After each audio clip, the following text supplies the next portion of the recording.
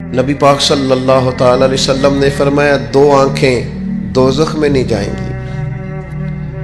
یا رسول اللہ صلی اللہ علیہ وسلم اتنا کرم، وہ دو آنکھیں کون سی ہیں؟ فرمایا ایک وہ جو اللہ کی راہ میں رات جاگتی رہی، کسی سرحد پر پہرا دیا، کوئی ڈیوٹی کی، کوئی خدمت کی، راہ خدا میں جو آنکھیں بیدار رہی راہ خدا میں، دوزخ میں نہیں جائیں گی۔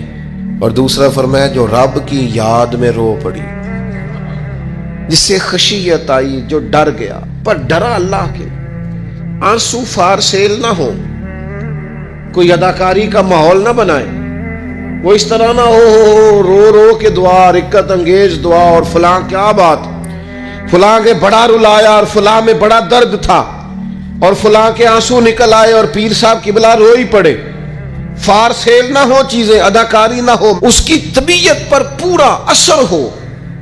اور جب خشیت کے ساتھ وجود کانپتا ہے، وہ کسی نے کہا تھا کہ آنسو قربت کا سبب ہوتے ہیں، جب آپ کی روح کسی کی روح سے ملتی ہے تب آنسو نکلتے ہیں۔ جب تو اللہ سے پورا جڑ جاتا ہے نا، جب رسول کائنات کی بارگاہ سے تیری پوری توجہ لگ جاتی ہے، پھر آنسو بن کر دل تے پار پوے جس ویلے ادو پار بناون اکھیاں تے بے درداں محبوباں دے سارے ناز اٹھاون اکھیاں۔ عزیز دوست، جب آپ پورے طور پر جڑ جاتے ہیں، او یارو کتنا روئے ہیں مسلمان اقوام متحدہ کے سامنے جا کے، کتنی قراردادیں پیش کی تم نے سلامتی کونسل میں، حتیٰ کہ مسلمانوں کے جو امیر ملک تھے ان کی تنظیمیں بنی، کوئی مسلمانوں کی داد رسی کو نہیں پہنچا۔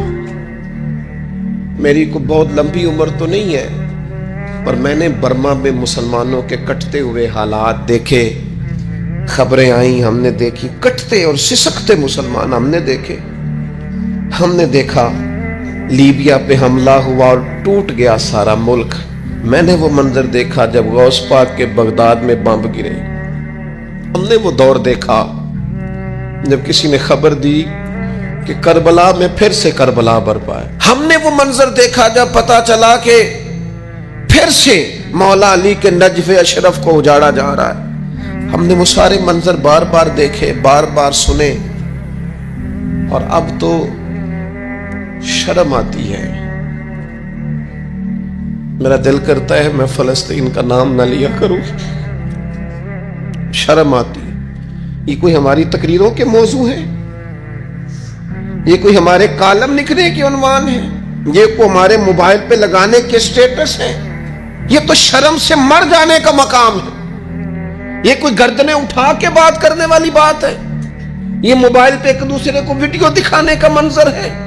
رمضانوں میں، شاموں میں اپنے اپنے بچوں کو سینوں سے لگا کے افطاریاں کرانے والوں، اور بچوں سے پوچھنے والوں کہ پتر تو کی کھانا ہے، اس سے پوچھ لے اس کی مرضی کیا ہے۔ تمہیں پتہ ہے فلسطین کی بیٹیاں بھی سیدہ خدیجہ الکبریٰ کی بیٹیاں ہیں، وہ مومنوں کی مائیں ہیں تو ان کی بھی تو مائیں ہیں نا۔ فلسطین کی بہنیں بھی صبح قیامت حضرت فاطمہ کے پلو میں پناہ لیں گی۔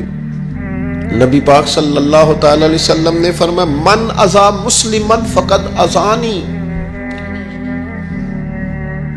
میں کیسے وہ بات آپ کے دلوں تک اتاروں کہ حضور نے فرمایا جب میرے مسلمان کو تکلیف ہوتی ہے تو مجھے تکلیف ہوتی ہے، مجھے درد ہوتا ہے۔ اس رسول کی امت جو کافروں کی رسیاں زور سے باندھی جائیں تو حضور فرمائیں ڈھیلی کر دو، یہ ہائے ہائے کرتے ہیں تو مجھے نیند نہیں آتی۔ اگر بدر میں قیدی بنا کے لایا گیا کافر ہائے ہائے کرے تو حضور کو نیند نہیں آتی، تو مجھے بتاؤ کہ فلسطین کی بیٹیاں ہائے ہائے کرتی ہیں تو گنبد خضرا میں محبوب کو آرام ہے؟ میرے عزیز، بے حسی کی زندگی، چھوٹے موٹے بیانات تو بھی